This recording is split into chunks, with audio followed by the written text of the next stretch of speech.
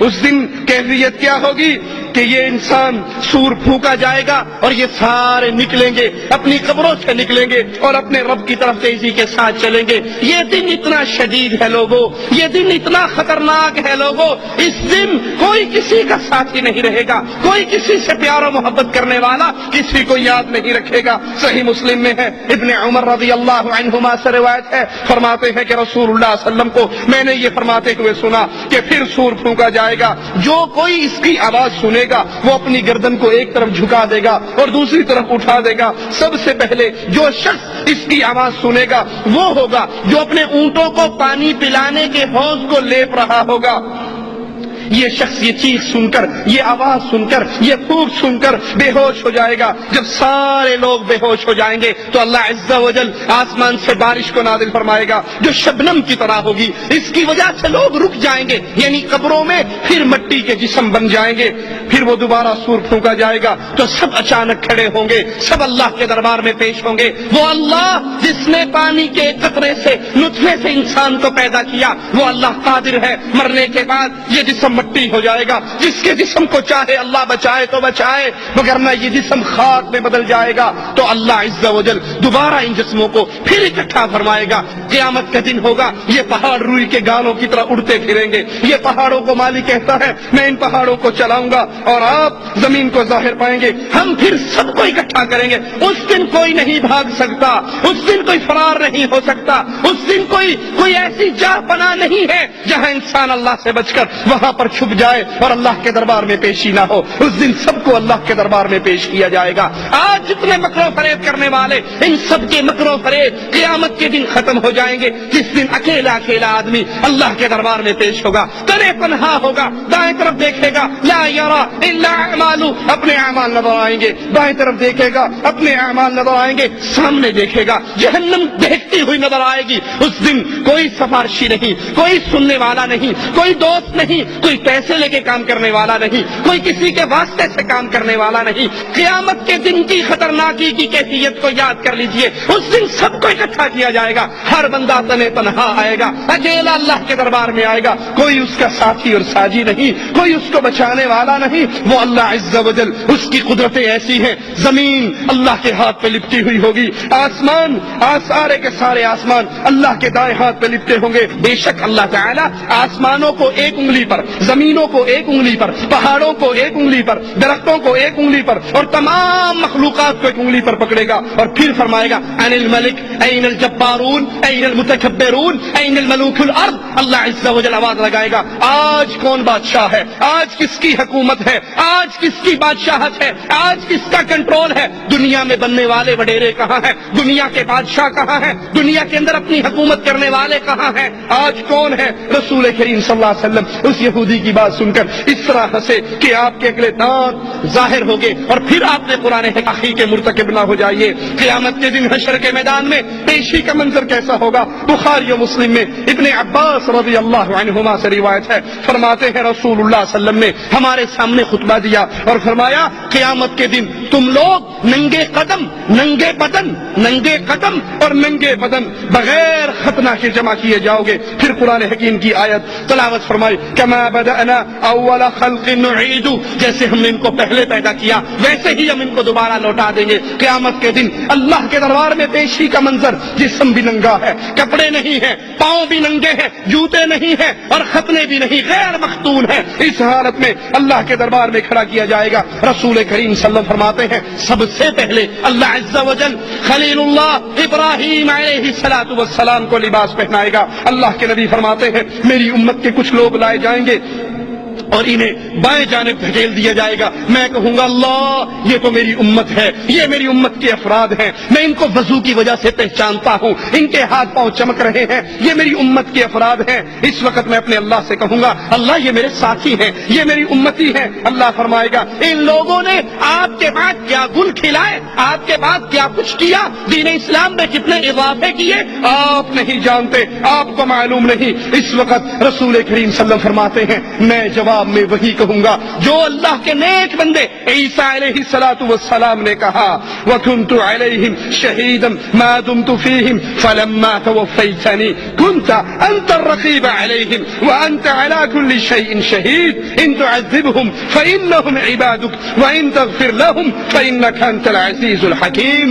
اللہ عز و جل نبی سے کہہ رہا ہے، نبی کہہ رہے ہیں میری امت ہے، اللہ کہہ رہا ہے نہیں تم نہیں جانتے ما احدثوا بعدک، آپ کے بعد انہوں نے کتنے اضافے کیے، کتنی چیزیں دین میں نہیں داخل کی. قبر پرستی آپ اس سے منع کر کے آئے، انہوں نے اسلام کے نام پہ قبر پرستی کی. آپ نے ذبح کی تعلیم اللہ کے لیے دی، ان ظالموں نے ذبح پیروں کے لیے، قبروں کے لیے، مندروں کے لیے، درگاہوں کے لیے، سجادہ نشینوں کے لیے کیا. آپ نے پکارنے کی تعلیم دی کہ صرف اللہ کو پکارو، پاؤں کا جوتے کا تسمہ بھی ٹوٹ جائے تو اللہ کو پکارو، چھوٹی سے چھوٹی تکلیف ہو اللہ کو پکارو. قیامت کا دن ہوگا، اللہ حضرت عائشہ فرماتی ہے اللہ کے نبی نے فرمایا تم ننگے پاؤں، ننگے بدن، غیر مختون اکٹھے کیے جاؤ گے. عائشہ رضی اللہ تعالی عنہا غیرت کا مجسمہ، حیا کا مجسمہ، کہتی ہے یا رسول اللہ صلی اللہ علیہ وسلم عورتیں بھی اکٹھی ہوں گی، مرد بھی اکٹھے ہوں گے، عورتیں بھی ننگی ہوں گی، مرد بھی ننگے ہوں گے، سب محشر کے میدان میں ننگے ہوں گے. اے اللہ کے نبی مرد عورتوں کو دیکھیں گے یہ تو حیا اور شرم سے مر جائیں گی. اللہ کے نبی فرماتے ہیں نہیں عائشہ رضی اللہ تعالی عنہا نہیں، ایک دوسرے کو دیکھنے کی مہلت ہی کس کو ہوگی. اللہ کا عذاب اتنا شدید ہوگا کسی کو یہ ہوش ہی نہیں رہے گی کہ میں فلاں کو دیکھوں وہ بغیر کپڑے کے ہے. اللہ کا عذاب، اللہ کی پکڑ، محشر کی سختیاں، قیامت کی ہولناکیاں اتنی شدید ہوں گی. عائشہ رضی اللہ تعالی عنہا کسی کو کسی کی طرف دیکھنے کی فرصت ہی نہیں، ہمت ہی نہیں، سوچ بھی نہیں ہوگی. ابن عباس فرماتے ہیں اس دن انسانی مخلوق تنگ جگہوں میں ہوگی جیسے تیر اپنی کمان کے اندر تنگ ہوتا ہے، اور نیک بخت وہ ہوگا، قسمت والا وہ ہوگا جس کو زمین پہ پاؤں، دونوں پاؤں رکھنے کی جگہ مل جائے، کیونکہ اس دن اکثر پاؤں دوسرے پاؤں کے اوپر ہوں گے. جس کو زمین پہ حشر کے میدان میں پاؤں رکھنے کی جگہ مل گئی یہ خوش بخت ہے، یہ نصیب ہے. زحمہ اتنا ہوگا، شدت اتنی ہوگی، کثرت لوگوں کی اتنی ہوگی کہ پاؤں ایک دوسرے کے پاؤں پہ ہوں گے. صحیح مسلم میں ہے اللہ کے حبیب علیہ الصلوۃ والسلام نے فرمایا قیامت کے دن لوگ سورج سے اتنا قریب ہوں گے کہ سورج اور انسانوں کے درمیان 1 میل کی دوری ہوگی. اپنے کمرے میں اے سی چلا کر سونے والوں، ٹھنڈے کولروں میں آرام کرنے والوں، چھتوں کے نیچے مزے کرنے والوں، ٹھنڈی درختوں کی ٹھنڈی چھاؤں میں رہنے والوں، ذرا اس منظر کو یاد کیجئے. آج جون جولائی کے مہینے میں اس گرمی کی شدت میں چند لمحے کے لیے ہمیں سورج میں کھڑا ہونا پڑ جائے تو ہم سے برداشت نہیں ہوتا. یہ سورج کروڑوں میل دور ہے، اور محمد کریم صحیح مسلم کی روایت کے مطابق اللہ کے حبیب فرما رہے اس دن سورج صرف 1 میل کے فاصلے پر ہوگا.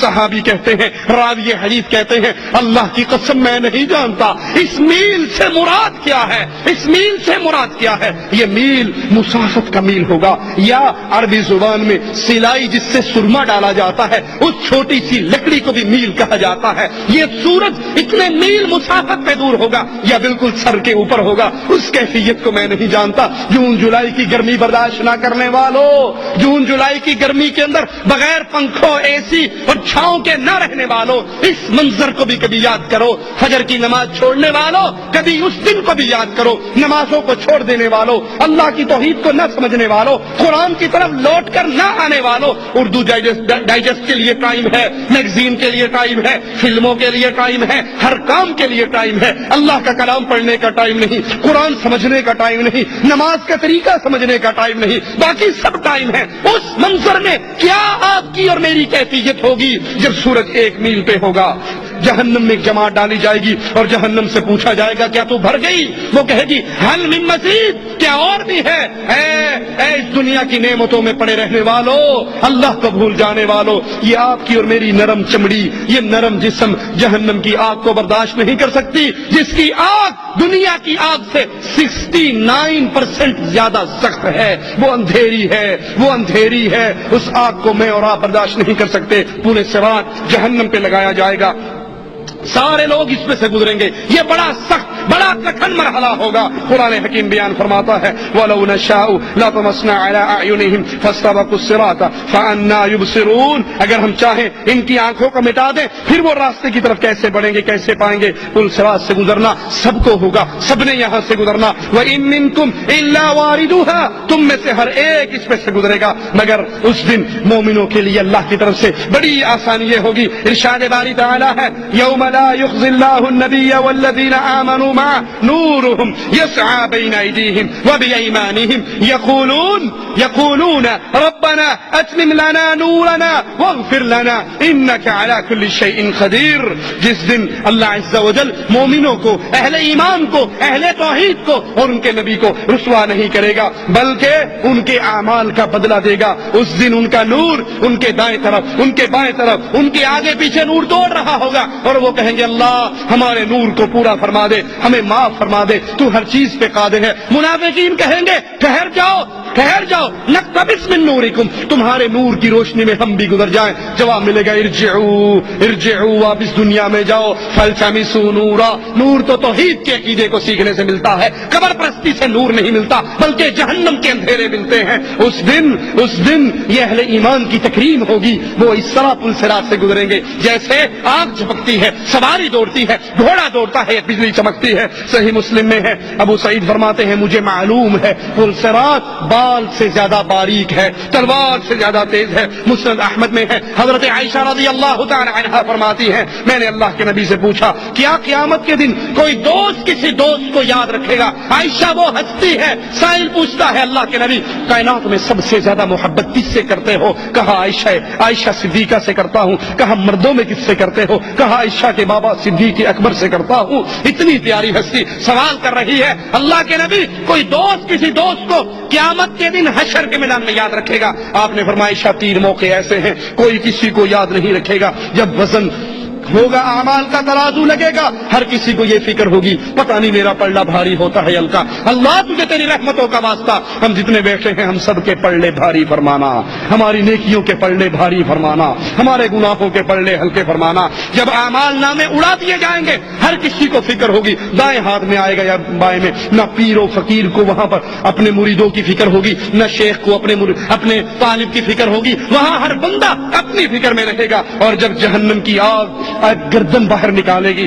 تمام لوگوں پر حاوی ہو کر کہے گی مجھے 3 اشخاص پر مسلط کیا گیا ہے. وہ جس نے اللہ کے ساتھ کسی اور کو معبود بنایا، جس نے یا اللہ مدد کہا یا علی مدد بھی کہا، یا اللہ کی پکار لگائی یا رسول اللہ کی پکار بھی لگائی، جس نے اللہ کے لیے بھی سجدے کیے، قبروں پہ بھی سجدے کیے، بیت اللہ کا طواف بھی اللہ کے لیے کیا، قبروں کا طواف بھی اللہ کے لیے کیا، زمزم کو تبرک سمجھ کے پیا اور قبروں کے دھون کو بھی شفا سمجھ کے پیا. جو اللہ پر بھروسے کرتا اور بابے کے کڑے پر، بابے کی انگوٹھی پر، بابے کے تعویذ پر، بابے کے منکے پر، اس کی خاک کے شفا کی پڑیوں پر بھی بھروسے کرتا، جس نے اللہ کے ساتھ کسی اور کو معبود بنایا، اس کو مجھے ابھی اٹھا لینے کا حکم ہوا ہے. اور وہ جو اس قیامت کے دن کا منکر تھا اس کو اٹھانے کا حکم ہوا ہے. اور جو شیخی بازی کرتا تھا، سرکشی کرتا تھا، بغاوت کرتا تھا، اس کے لیے حکم ہوا ہے ان تینوں کو پکڑوں اور جہنم کے اندر پھینک دوں.